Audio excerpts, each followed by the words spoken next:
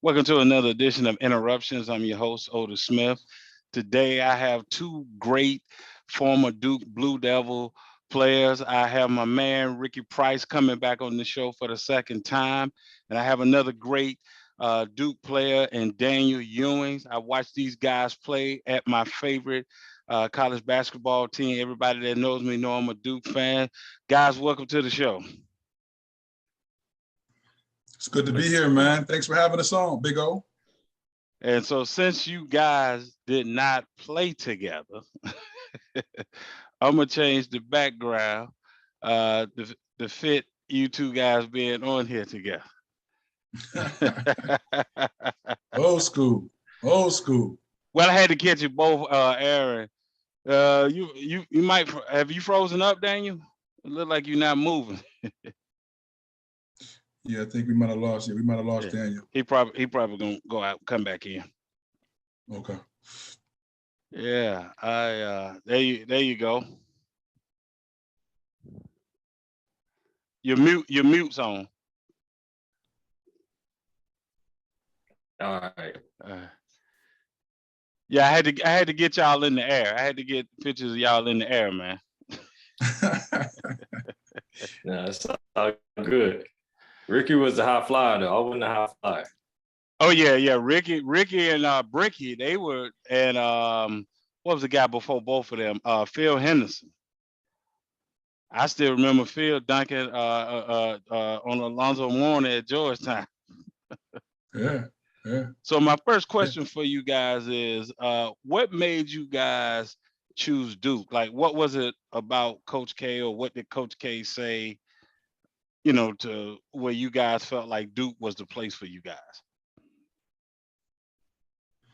I guess I'll answer that. If that's okay with you, Daniel? Yeah, I'll let you. You go first. You got there before I did. I'm the OG in the Right. Conversation. Right. Yes. I like it. I think Duke's pitch, Coach K's pitch was normal. All the college basketball coaches obviously trying to get tip top talent in the country each and every year. But to me, Duke stood out. Obviously I wanted to go to a place that played a high level brand of basketball. Obviously Duke played in the ACC, which at the time was the best conference in America. I felt like, Duke had the best coach in America, and Coach K. By that time, he had already won 2 titles, Right. and had been to numerous Final Fours. And then obviously I wanted to go to a place where academically, they were sound. At the time, Duke was top 5 academically. And so for me, it checked all the boxes, and it was an easy transition for me to go, to Duke. And what helped for me is that, there were several HBCUs in the area. I always wanted to have that HBCU experience, and going to Duke, I was able to get that with Central, A&T, and all those Black colleges nearby. So, like I said before, man, Duke was checked all the boxes for me. What about you, Daniel? To piggyback on what Ricky said, it's pretty similar, man. Growing up as a kid, for me, that was my dream school. Okay. I was able to get recruited by just about every other school in the country, but for me, Duke was the school I knew I wanted to go to. And so once I got the opportunity to actually receive a scholarship, it was a done deal.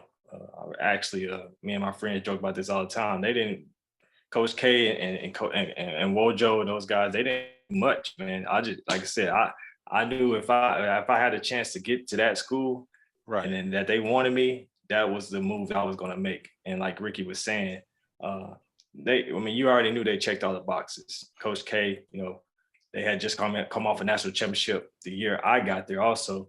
Right. So that he had 3 under his belt, all the great players that came before me, the history, the tradition. And like you said, you playing on national TV in one of the best conferences, where at the time, the best conference in college basketball, Tobacco Road, all this stuff, the rivalry, Carolina, Sure. all that stuff, man, it played a part. And then as well as the academic side of it, that also was a huge factor of picking the school. But yeah, it wasn't a hard choice for me at all. I can't say that I had wasn't a hard choice, even though I had my pick of the litter. It wasn't a hard choice for me. And I'm glad you guys came on. I wanted to get his some of his former players on the show by this being his last year. And Daniel, I was telling Ricky, as crazy as it sounds, I didn't think he would ever go anywhere. Like, you know how some people just become a staple somewhere, and for some reason, reality one day a person is going to retire or what have you. But in your heart, you're like, you're not going anywhere. He turned to NBA twice. He's gonna die coaching that dude. And so when it came down, in the summer, he was gonna retire. I was like, man, I've been rocking with Duke. I mean, still will, but I mean, I've been rocking with Duke since I was about to enter high school. I was telling Ricky, I became a fan when Billis's squad had got there, and then the evolution with TV, Dick Vitale, covering the game, blowing the game up, and I told Ricky, I just looked at you guys, I just looked at Duke and said, okay, that's my squad right there, because at that time I didn't even have a favorite college basketball team, but I was like, that is my squad, and you guys have produced, so I've been able to, smile a lot. So Yes, it's been a lot of winning going on, man. So you can't deny that. It's continued. And I tell people all the time, they like, man, how is Duke? What makes Duke so special? I'm like, we done had the same man in charge 40 plus years, right? If you think about it, I mean, that's the common denominator in everything. Like, great players come and go, and every situation is different. Every year is different. Just right. depending on who's there, how many guys, how old they are, and all that. That stuff plays a part in it. But the one common denominator is that Coach K has been there for 40 plus years, man. And you think about all the other top schools around the country and their lineage of coaches, right? They've had some Right. great coaches. You had Coach Dean Smith at Carolina, but he had his time, and then they had to replace him. We haven't had to replace our leader, and up until next year. So I mean, that's been the biggest factor of why Duke has been able to have this decade, century long run of being one of the top schools, elite schools in the country. And that's what Jay Billis told me last year. Well, it's the same thing you just said. That's what he said to me. And so I'm interested from you guys' perspective, because like you said, Dane, everybody, different teams shaped differently, whether it's the one and done, or Ricky, when you play, guys stayed longer, right? Uh, how does Coach K make you feel at home in your freshman year? When you coming into a new place, like for you, Dave, coming in from Texas, coming into North Carolina. What was that like for you? How did he, help you adjust, to your freshman year? Well, for me, man, my situation was probably a lot different than most guys who are going to go to Duke. I was the only freshman in my recruiting class, so I was by myself. So mind you, I'm coming from Texas, and I wanted to leave home, so it wasn't a matter of me ever getting homesick or Hmm. but that's just human nature. Stuff comes up, and you're a kid and it's your first time away from home. But just for me, I was the only freshman, so I was really by myself, trying to figure it out. But like I said, they did a great job of having at the time, Coach CC, Coach Collins, and Wojo. They was a lot younger. Right. And CC, I think he was just recently, married not too long ago. He was recently in his marriage, and so him and his wife were still pretty young and active. And so they used to invite me over, every now and then, home cooked meal, just to kind of, welcome you. Like I said, I was the only Right. freshman, so just to, make me feel a little bit more comfortable at home, and give that, the kind of home feel while I'm away. My family's not around. Like I said, I'm from Texas, so that wasn't an easy trip for my people to be. I'm pretty sure Ricky can say the same. Him being from the West Coast, Right. that's even further distance. So, but me being the only freshman, that was the way that my freshman year that they kind of made it more comfortable for me. I had, a lot of times that I spent, like a Thanksgiving or whatever the case may be. Coaches might invite me over. Coach Collins, him and his wife might just invite me over to the house for the weekend. Hey man, we cook and come over get some, some home cooked food. And so I really appreciated that a lot. What about you, Rick? I think for me, it was challenging. You got to remember, my freshman year was 1994. We were 13 and 18. We did not make the NCAA tournament, mostly because Coach K was out. he was out with the back surgery, Right. and it cost him pretty much the whole year. So I think we were 8-2 with him, and then right after that, he left for the rest of the season, and the season just tanked. We went from being a ranked team to not making the tournament, and so that adjustment was very, very tough. When you come in as a freshman, you want to have stability, Right. and your head coach normally gives you that, and without him being there, it's just kind of like everything's all over the place. And for us, it was a tough situation. I think that was the last losing season that Duke has had that freshman year. And some of those games, won't go on coach's record, but obviously everyone knows he was their head coach. And so as a Right. freshman coming into that, it was a tough situation. Obviously, we righted the ship after that, made the tournament the following year, and the rest is history. But, that year in particular was very, very challenging. So I didn't really get the prototypical, freshman year that most freshmen would have. I didn't even know that year you was a freshman. I didn't know you That's was my a freshman freshman. year. Wow. Mhm. Can you guys talk about the special? And I'm jealous of it. I ain't gonna lie. I told Billis this. Uh, the specialty of the brotherhood. I when I interviewed Billis, I said, "Hey man, y'all got to let me in. I know I ain't get on the court." I said, "But y'all got to let me in." Can y'all talk about the how special that brotherhood is at the University of Duke? For me, the brotherhood was kind of introduced to kind of bring all the guys together and to show that, from past and present, the Duke basketball family is tied in. And Mm-hmm. I think coach was able to do that. You know, because of greatness sustained over great amount periods of time, a lot of these guys didn't get a chance to play, with each other. And Daniel, for example, brings up a great example is that he was there 4 years. I was there 4 years. And so Mm-hmm. even though I played before Daniel, I had a chance to touch Daniel, during his playing career and mentor him and talk to him, come to the locker room after games, sidebar conversation him. And, that's, I think, what the brotherhood is all about, where guys from different generations can come to you and talk to you, and keep you level-headed, give you tips and pointers on how to be, great in a Duke uniform. And most importantly, give you that confidence. We did it before, you can do it now. And I think that brotherhood gives you that.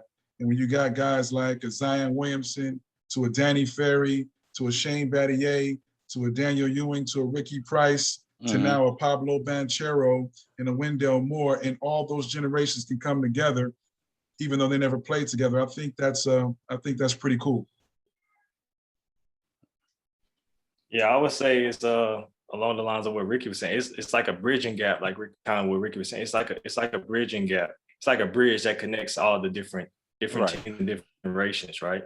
Like I didn't grow up watching Mike Kaminsky play because of the brotherhood, Right. right? I've been able to speak with him a few times and be around him and know who he is. And like Gene Banks, right? I wasn't even born yet, So Right. it was created to bridge the gap, so you can kind of know your extended family, so to speak. You get what I'm saying? It's like the long Yeah. lost cousins that you never really grew up with, but then you go to the family reunion and you meet them, and it's like you knew them your whole life. Similar to that, and then also for I think for just like I said, working purposes, it's also been created for that too, because we have guys in different positions in different in different industries. Mm-hmm. For after basketball, just guys have to transition and make make certain career choices to continue life, and that's what the brotherhood has also been created for as well. And that's one of the things I've really, you guys, admire. The reason I chose this picture here with Coach K, it was showing Coach Jeff Capel, is because of at that time, and you guys contested it, so it's not like I'm saying anything that you guys don't know, but his coaching staff was the only coaching staff I saw that it was all his ex-players. Like he was the only one that didn't play at Duke. And it was amazing to me to see certain guys either play overseas, play in the NBA, whatever, your career path took you, like you said, Daniel, after uh, playing at Duke. But there was a job if you wanted it on the coaching staff. If there was a job available, you could get a job. And I just thought how impressive that was to me, and just said, man, he takes care of his guys.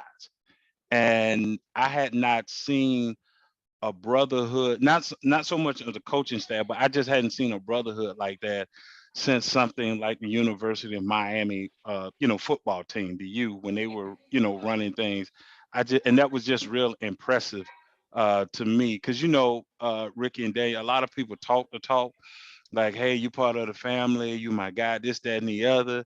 And then once you leave, it's almost like, well, hey, you part of the family when you were here, but you're gone now. And so to see that, man, that's why I wanted to kind of know. And I saw it for myself when I came to the K's Academy. And that was I came the year after they won the 2015, right after the championship, man. And to see the next group of guys coming, and I didn't know Jaleel Okafor was that big. That tripped me out when he walked in. I'm looking at his calves. I'm like, man, you playing the wrong sport. You need to be a tight end. Um, what is, because I don't think a lot of people know, but what is the standard Coach K has set at Duke? Like, what is the standard year in and year out? Like when you came in, Ricky, and then when you came in, Daniel, what was the standard? Well, yeah, I think the standard has been the same, and that's what's so impressive about Duke is that it's been the same. And Daniel alluded to this earlier. The common denominator is Coach K, and so not only is he there, but the culture of winning, the practice style, how we do things hasn't changed over time. Obviously, Coach reinvented himself by accepting the one and done. Guys were able to get tattoos, facial hair. Kyrie Irving was able to wear the number one. And Okay. then, Zion, things have changed, stylistically in that regard. But the hardcore values and the principles Right. and the culture of the Duke basketball program hasn't changed. And, I think that sustained excellence, along with the great players that he's been able to recruit, coach up, get to play at a high level, and together, equals, the all-time winningest coach, 5-time NCAA champion, 16-time ACC champion, and the list goes on and on. And so you can credit that, to keeping the same culture and the bond of having coach there the whole time to oversee that. What does that look like for you, Daniel? This let me ask you this, Daniel. Do you and Ricky, you might can kind of jump in with him and answer this question. Did he started to reinvent himself from, did you see a difference between when Ricky was there and when you was there, Daniel, or from when you was there, Daniel, to guys that came after you, coach, starting to change a little bit, and then you sitting back like, because I heard Jay Will said that ain't the same coach I had.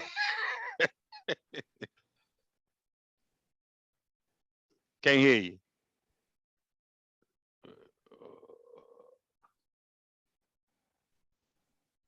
Can you hear me now? Yeah, yeah, Okay. Yeah, it's yeah. not the same coach.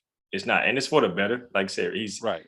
every good player, every good coach, anybody that's in positions to do something in a leadership position, you have to adjust, right? Mm-hmm. You have to keep like Ricky said, the standards haven't changed, but Coach K has Right. had to make adjustments just based on the different eras and the times that we're in now. Right. And he's not the same coach that Ricky had. I pretty much had the same coach that Ricky had, right? I Yeah, was a little farther yeah, behind Ricky, but that was pretty much the same Coach K that had the 90s Coach K is the same as the early 2000s Coach K that I Okay. had. Okay. But but the Kyrie, those guys, they got a totally different Coach K, but it's for the better because of his experience with the US. I think a lot of it had to do with his experience with the USA team. Him Okay. getting to be around those elite pros like Kobe, LeBron, and Mm-hmm. those such guys. He got to really see some different stuff on how athletes really think, right? And what athletes are really trying to get after. And that, I think that helped him change his approach and not the standards that he set for each year for his teams, because that's the same. Realistically, we're trying to win the national championship. We're trying to be Final Four team every year. And granted, sometimes you're going to fall short a lot of times, because it's not as hard to do, but that's the goal, right? That's the goal, is to be a national championship team. So the standards don't change, but yeah, different things have changed throughout the years with what he's allowed. Right.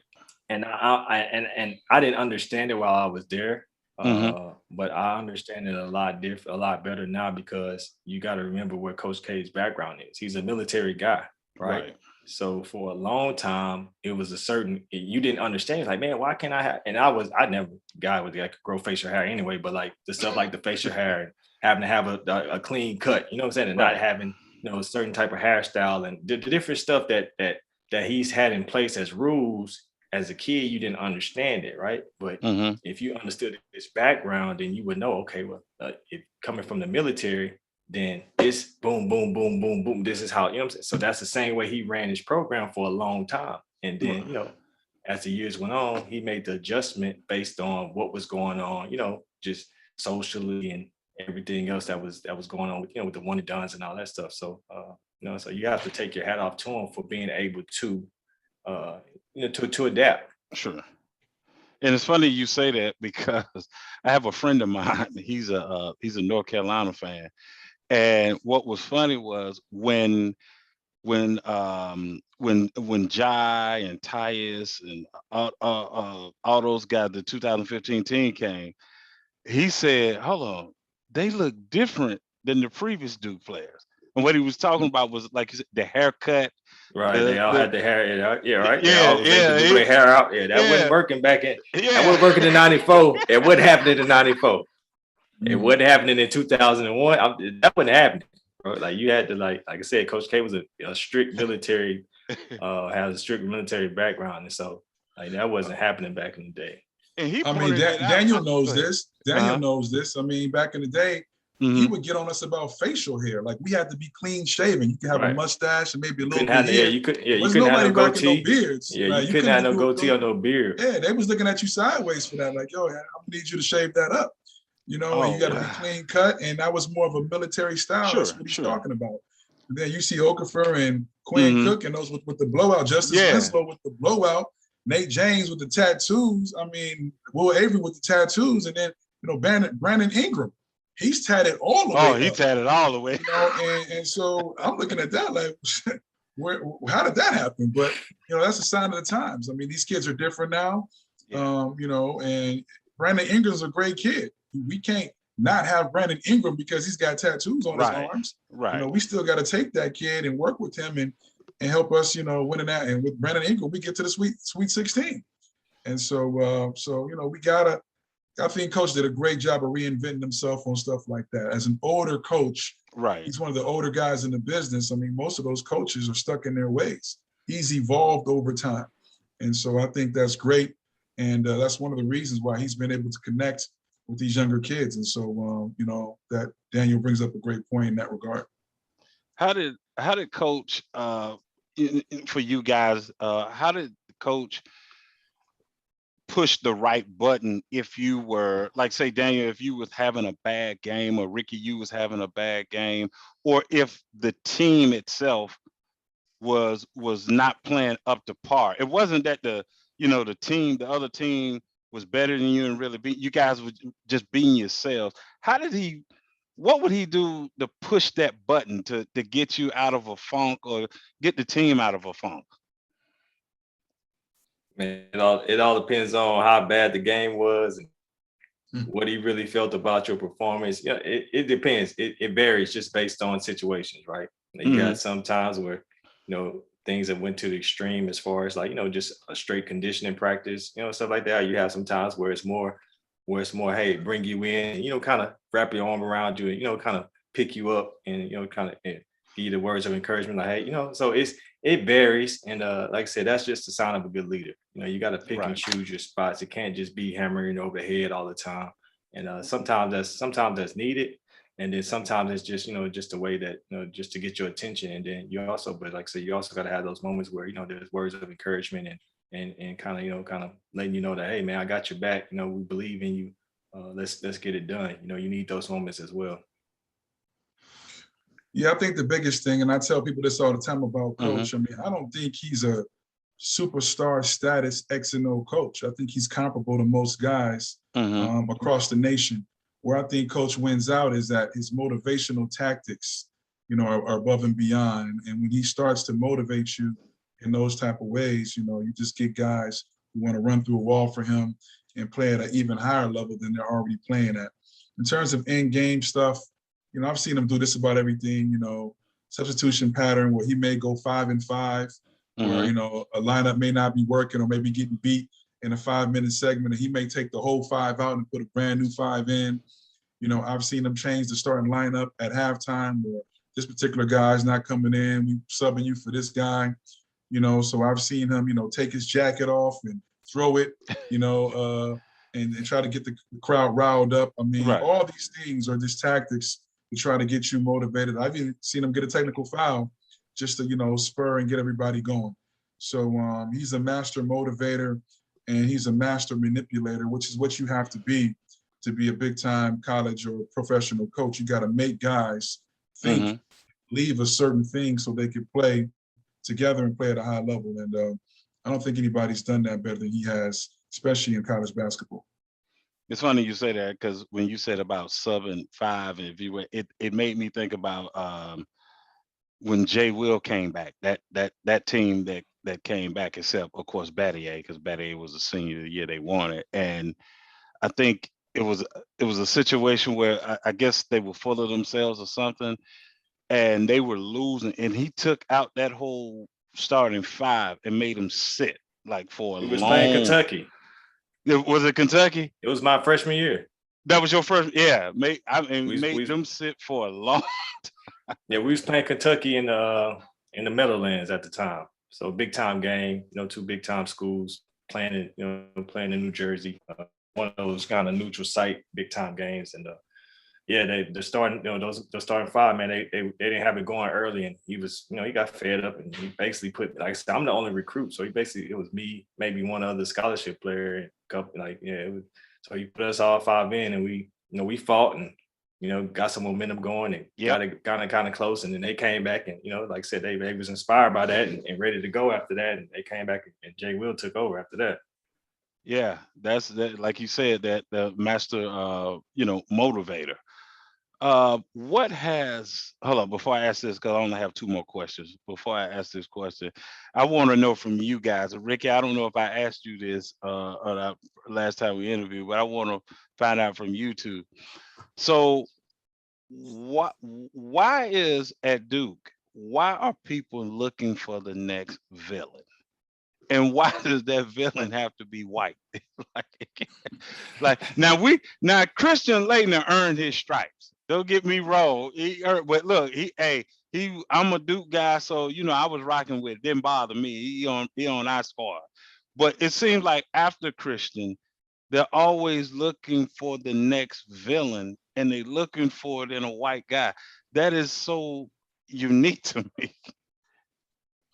Well, over time, I mean, Leitner has definitely earned his stripes. But for Yeah. me, Leitner was maybe, and Daniel, you can ask him too. Leitner might be the greatest college basketball player of all time. And in terms of winning percentage and Yeah. championships and accomplishments, individual accomplishments, I mean, he did everything.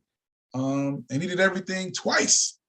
You know what I'm saying? And so he was unbelievable. But then after that, with Bobby Hurley, and then, later on you got, JJ Redick, Wojo, Grayson Allen. I mean, those guys all just got a bad rap for being, I guess, villains. And I couldn't really understand why, but I just understood that those guys excelled at a high level. And I guess it's the word hate. I mean, people just want to hate, and, when you're doing good things. But all those guys exemplified, guys playing at a high level, especially Leighton. And nobody really liked Leitner. I absolutely love Leitner. If I see him today, I'm giving him a big bear hug because that's my guy. But he was just one of those guys that you hated to play against and you loved to play with. And, the rest of those guys that came after, kind of had that same and filled that same void. But I don't know. I mean, there's always a villain. So what was your experience like with that, Daniel, as far as seeing, because you already know when you got that Duke on your chest, you already know they don't like you anyway. So you expect that. Well, your teammates and you playing with a guy of a different race, and it seemed like they want that guy to be the villain versus whoever quote unquote on that particular team is the best player. Because on some of those teams, a white guy wasn't always necessarily the best player, but they were looking for that guy to be the villain. Yeah, I can't quite understand it. And I played with one of the guys who was a real villain, and that's with JJ, right? And so Right. he kind of got that. He kind of started getting that as a freshman for whatever reason, right? Right. And granted, JJ had a great career, was a great player, but yeah, I don't know how it came about. Maybe like I said, maybe it just and all those guys got a different swag about them, which Sure. which was what made them great, right? Right. Hurley, Leitner for sure got a swag about him. JJ definitely has a swag about him. Even a young Grayson Allen, had a swag about him. Wojo, and I don't think Wojo was necessarily a villain, but Wojo definitely had he carried himself a certain way, and which was what made him Wojciechowski. But yeah, I don't know what it is, man. I don't know what it is with that, and somehow our white brotherhood, and the situations with being hated It, like that. No, it's like it's a real thing though. Like yeah. like JJ, the whole FU chants in sports, and Right. especially in college basketball, that Right. started with JJ Redick. Yeah. Like, what I'm saying? I witnessed that firsthand. Like, it started Maryland, the Maryland Terrapins fans started that with JJ. And I was like, what? Like, and mind you, that's a national televised game. At the time, I Maryland was remember coming off. that. Maryland was still one of the top teams. So yeah, I was like, what is going on here? And like, they was literally, I'm talking about the entire arena was chanting it, not just the student section. So it was wild. And I couldn't, and even with Ricky and Dan, I couldn't understand it with JJ. Only thing JJ was doing is pretty much knocking down threes. I mean, playing this role on the team. And sometimes he'll give it back to the fans only because they're on him, and it was almost like it was, fuel feeding him. But like you said, Daniel, I mean, just coming in a freshman kid. And I remember one game you guys played, Dane. I can't remember exactly which game it was. Maybe you may remember. But I remember the coach was upset in a game because it was all the scouting report. Don't give JJ a crease. Do not give him a crease. And I think he got off like two quick threes. It was like in the second half, the coach called a timeout. He was berating his guys because it was almost, he's like, what did I tell you guys? Do not, I don't care if he drive to the basket. Do not let him get off a three. That was just about every coach then, because you're not really going, because it's not like JJ was out there by himself. So you really can't keep JJ from getting the shots off, right? You got to pick your poison. So if you put too much attention on JJ, you had me on the opposite wing who was going to get off. So, I mean, you have to pick your poison. So, yeah, you want to keep JJ from getting some easy touches and easy looks. But especially as he got older, you weren't going to be able to, because he developed a, shot fake 1-2 dribble. Right. It was tough to guard him after that. Like he was at his will. You two guys, I mean, Daniel, I remember that picture I had up, that backdrop I had up. You surprised me because I was used to you driving, pulling up, or driving, laying up sometimes. When I saw you went baseline, got off, went baseline and dunked it, I was like, wait a minute. We got, he's showing something totally different. Wait just a second. And then, Ricky, you came in with, man, your head, I used to like, man, you mean take off a little further. You taking off too close. You was skying too high.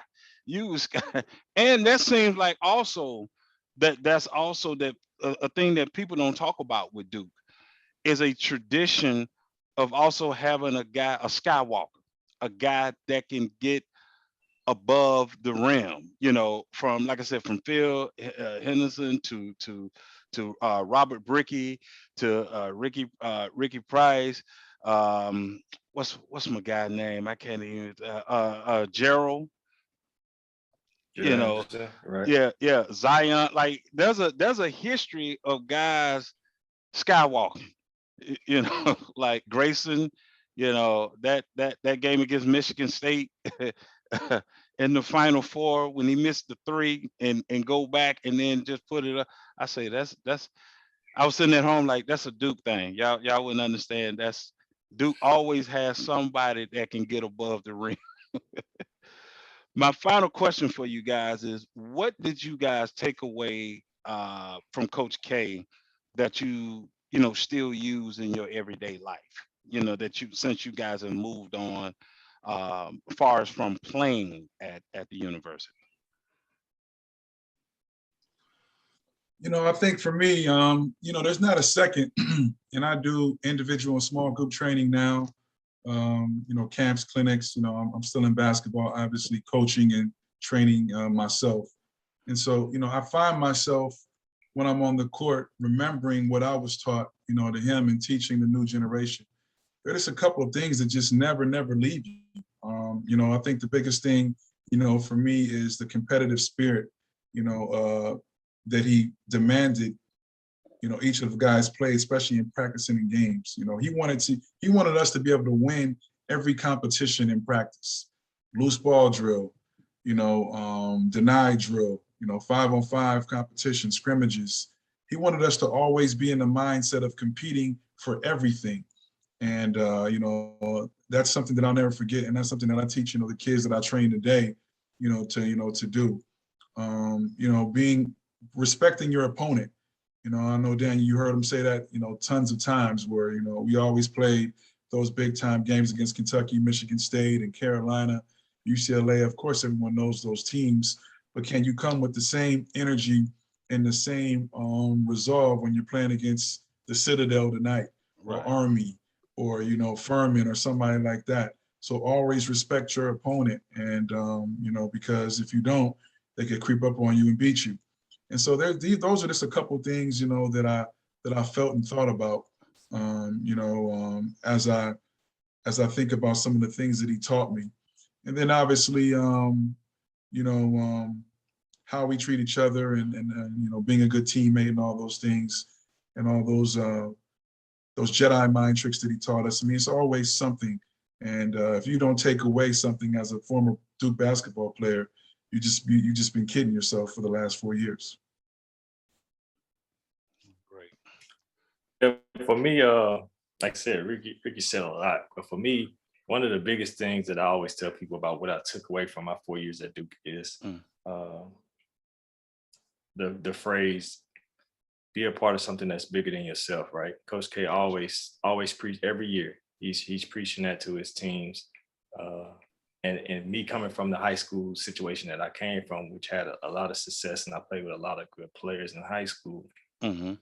you realize that in order for you to win championships and have and achieve greatness, then that has to take place. There has to be a sacrifice amongst each individual, right? To realize like, all right, man, like this is bigger than me, right? Gotcha. And it's hard. It's not easy though. It's hard because every kid wants to play well. Every kid has dreams of trying to make it to the NBA, and Right. that's a part of going to Duke. Uh, but it's a lot of times not everyone's going to get off like they thought they would or think they should.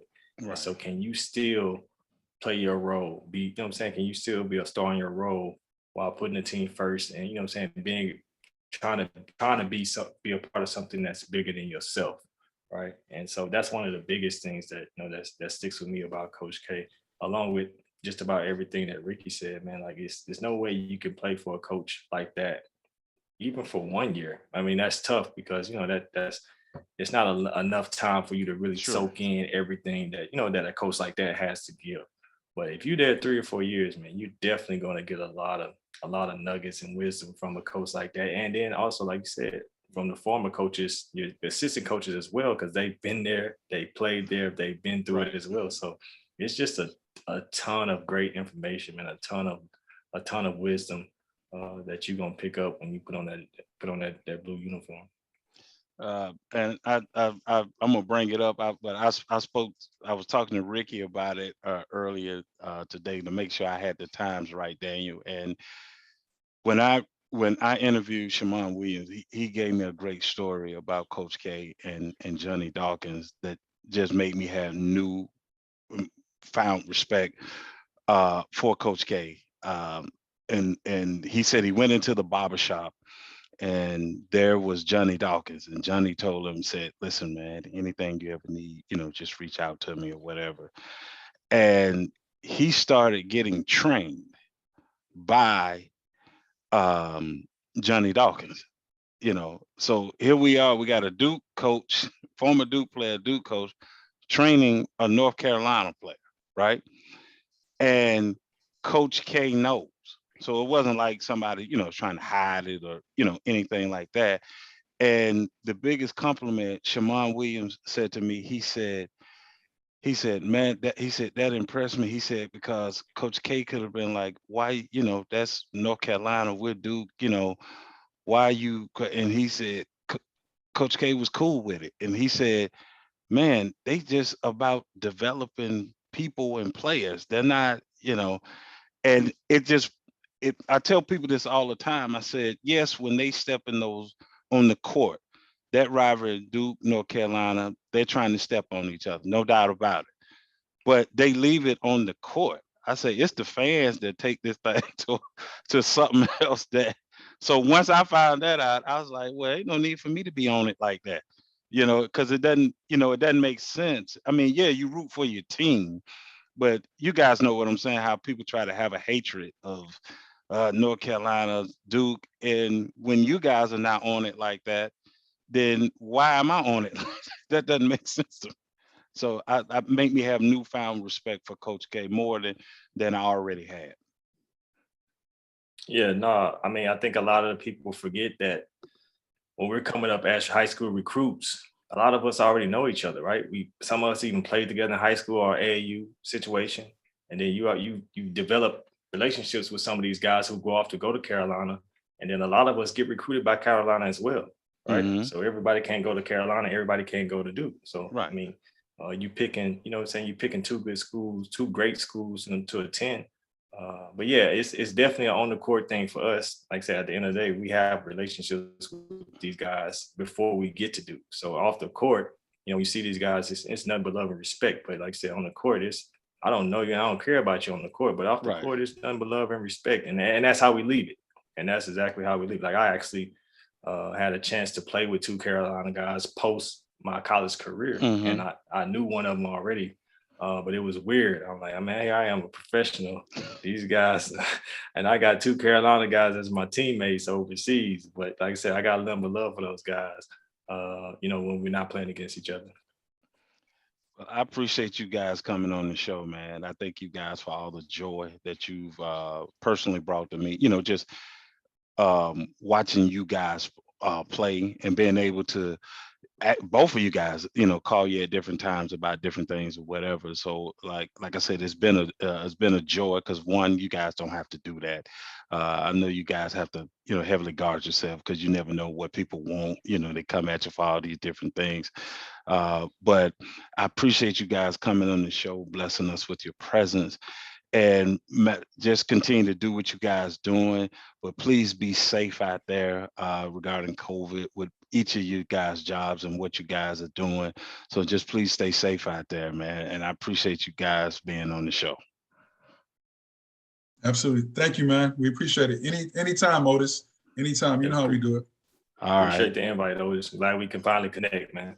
Finally could connect, man. And I've been watching you, man. I've been watching your podcast. Like I said, remember, I didn't know we knew the same person. Right. It could be, and do you know Daniel? He was my first interview when I started my podcast. Really? That was my first interview, and then my second interview, which God is amazing because my second interview was Bill Dukes. Go figure. Wow. Go Wow. figure. Yeah, that's what I said. Wow. So you guys take care, man. I'm gonna try to catch these boys tonight, man. And like I say, be safe out there, man. I love both of you guys, man. All right. We'll talk to you soon. Appreciate it. Thanks, buddy. Peace out.